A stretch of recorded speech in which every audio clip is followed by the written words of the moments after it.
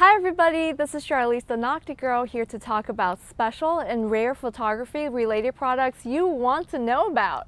I am so excited and honored to be doing this episode today. It really is a dream come true. Today I will be talking about the iconic Leica 50mm Noctilux lenses. Yes, you heard me correctly, I said Noctilux lenses, plural. I was lucky enough to get my hands on all four very special and rare versions of this highly coveted lineup. Some of you might be wondering, geez, what's up with her fascination with Noctilux lenses that she even named herself NoctiGirl? Well, it all started back in college.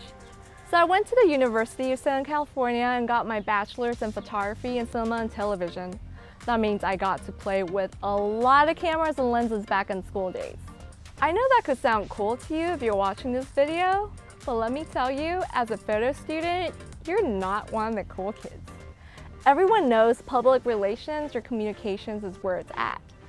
So what do you do when you aren't invited to all the cool parties? You obsess over every single word your professors tell you, and you spend nights and weekends with other photo nerds who also aren't invited to parties in the darkroom. Anyway, so one of my professors in the photo class brought up about the Noctilux lenses, specifically the original 51.2. You know, when you're a photo student rocking a Nikon FM2 with a 50 f2 or 1.8, you think you own the hottest shit on earth. Then you hear about this 51.2 with double aspherical elements from the 60s. I had to check out that lens. Nearly a decade later, I finally saved up enough money to not just own one, but to own a brand new one, the .95 version. You can only imagine the happiness and joy I had when I finally held it in my hands.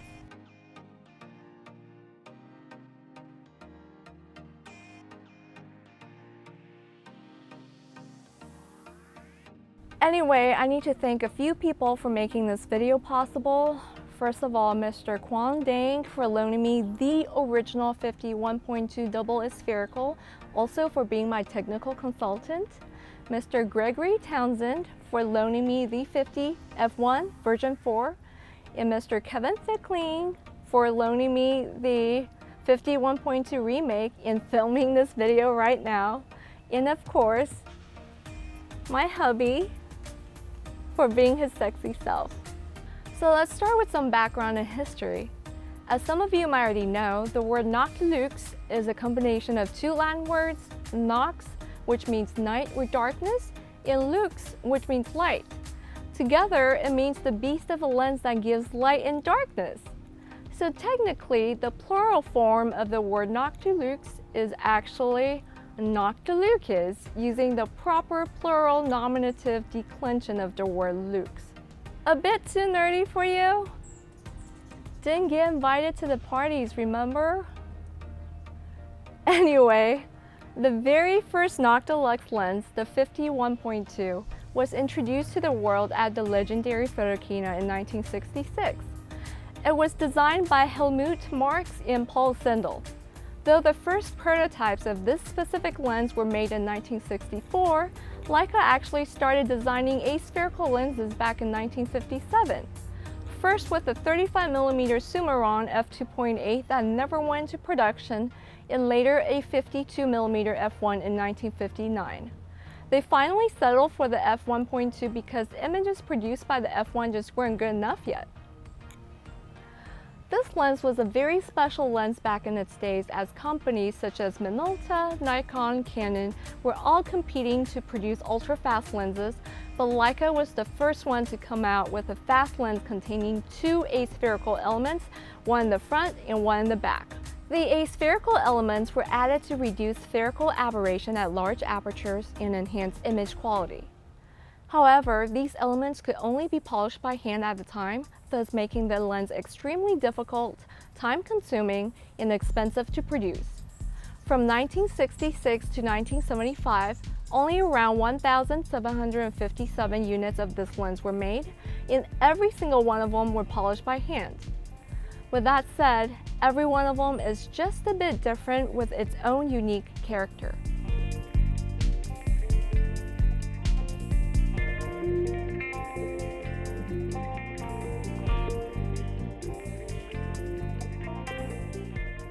In 1975, Dr. Walter Mandler, working out of Canada, was finally able to design and perfect the f1 Noctilux with no aspherical elements.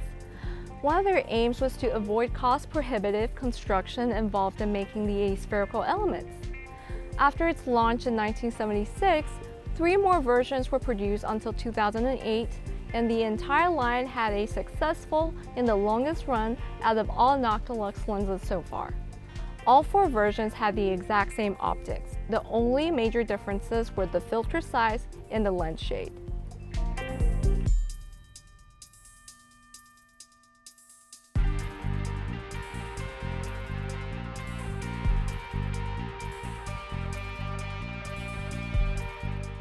At the 2008 Photokina, Leica presented yet another highlight of the Noctilux family, the 50.95.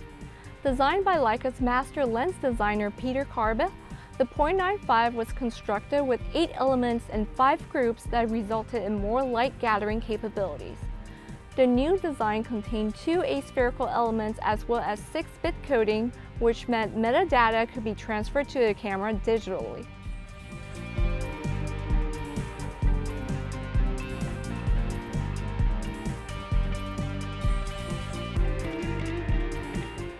And finally, earlier this year, Leica brought back the 51.2 as an homage to the ultra-rare original Noctilux. The remake is supposedly in every way the same as the original, with the exception of a filter thread and modern lens coatings. The original did not have a filter thread, as was common with older lenses, and the new one does. Otherwise, everything else, from the size to the handling and the appearance of the remake, are, from what I could tell, the same as the original.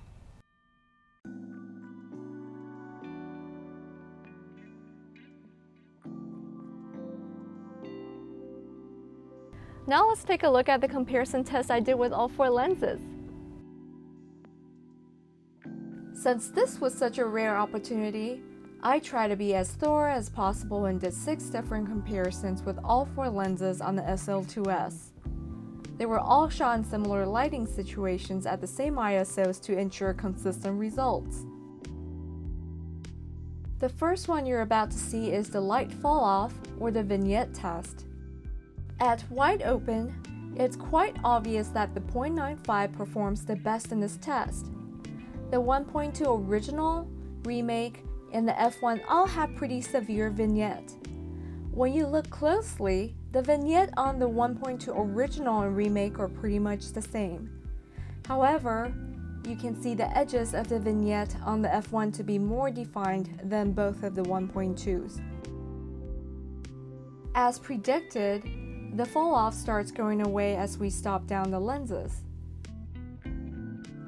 At f4, most of the vignette is pretty much gone.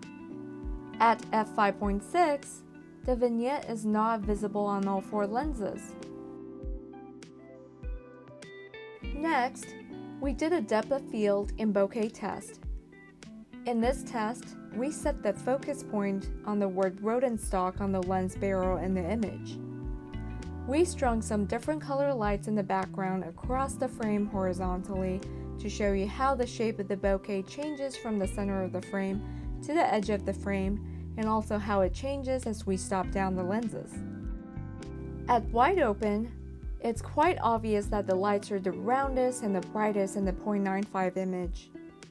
In comparison, the bokeh balls in the images shot on the f1, the 1.2 original and remake appear dimmer. Though, the bokeh balls do seem more contrasty in both of the 1.2 images than the f1. Actually, the overall background on the f1 image just looks the softest. I like to draw your attention to the bright, partially blocked purple ball right above the large format camera in the images. You can clearly see that it is the brightest and the roundest in the .95 image. In the other 3 images, you can see the purple ball less round or slightly squished from top down. The shape of that ball is also sharper and more defined in the 1.2 images than the f1. Now, let's see what happened to the rendering as we stop down.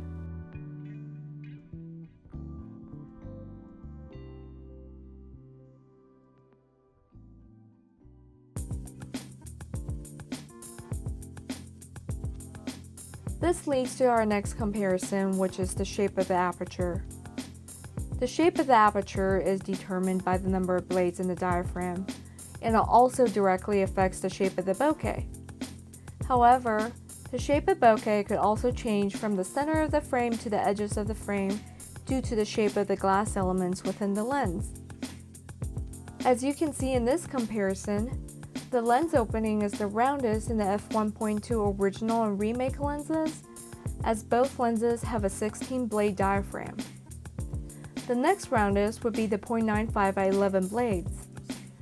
The lens with the least round opening would be the f1 at 10 blades. The next test we did was a simple color test.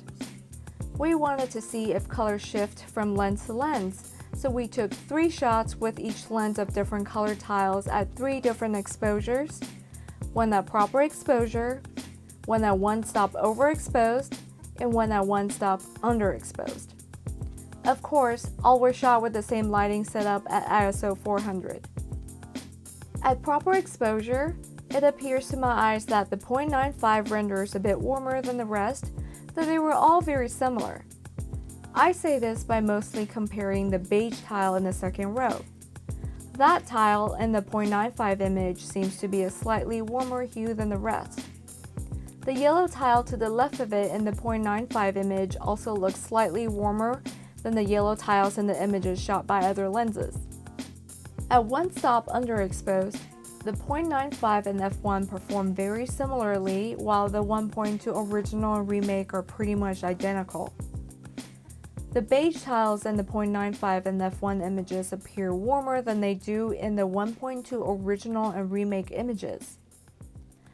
The yellow tiles in the 1.2 original and remake images also appear slightly greener than the images shot on the 0.95 and f1. At 1 stop overexposed, again, the 0.95 image appears the warmest. It might be hard to tell from the color tiles that tells you how similar all 4 lenses perform. But if you look closely at the board that the color tiles are mounted to, you can see that the board itself in the 0.95 image appears more orange, while it appears more yellow in the other images. The next test we did was a lens sharpness test. We wanted to see how wide the focus area is on all 4 lenses. Again, the 0.95 outperforms all of them in this test. At wide open, with the center black block as our focus point, we can clearly see that the 4 color blocks immediately surrounding it to be fairly sharp as well. In fact, even at 2 blocks away from the center, sharpness is still quite acceptable. Visible fuzziness starts at the 3rd block away from center. The 1.2 original and remake perform very similarly in this test again. With the center black block as our focus point, the 4 color blocks immediately surrounding it become quite fuzzy already. The f1, in my opinion, has the softest focus out of all 4 lenses. Even using the center black block as our focus point, that block in the f1 image appears the fuzziest compared to the same block in other images. Now, I'd like to draw your attention to the center black block on all 4 images. You will notice specifically that the block on the 0.95 image has a weird purple glow to it. That's chromatic aberration, and it usually happens when there's high contrast in an image. In this case, we have black against a white background. When you look closely, you don't see this issue in images shot on other lenses. The 0.95 is quite notorious for its chromatic aberration issues due to such a wide aperture, but that's a simple thing to fix in post. Also, you will see that issue going away as you stop down the lens. Let's see what happens to the sharpness and purple fringing as we stop down all 4 lenses.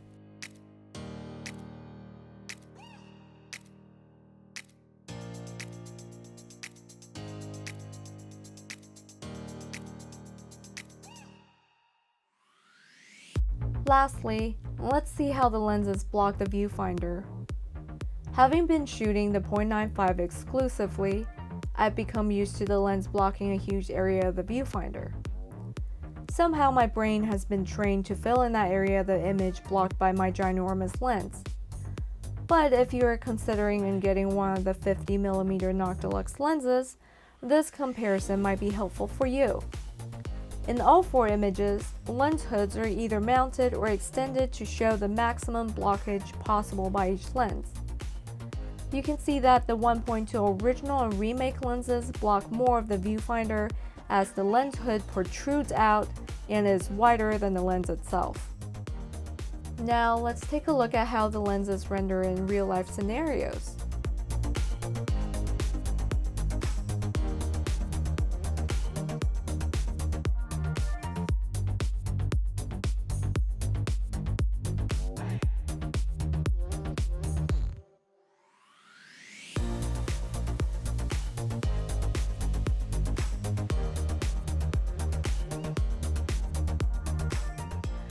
Wow, that was a lot of information. You now know the history behind the Noctilux family and how the images compare. Which one do you own or prefer? Leave me a comment down below. Alrighty, you've been really knocked up today and I'm pretty knocked out. Don't forget to like this video and subscribe to my channel. Thank you for watching and I'll see you next time. Bye!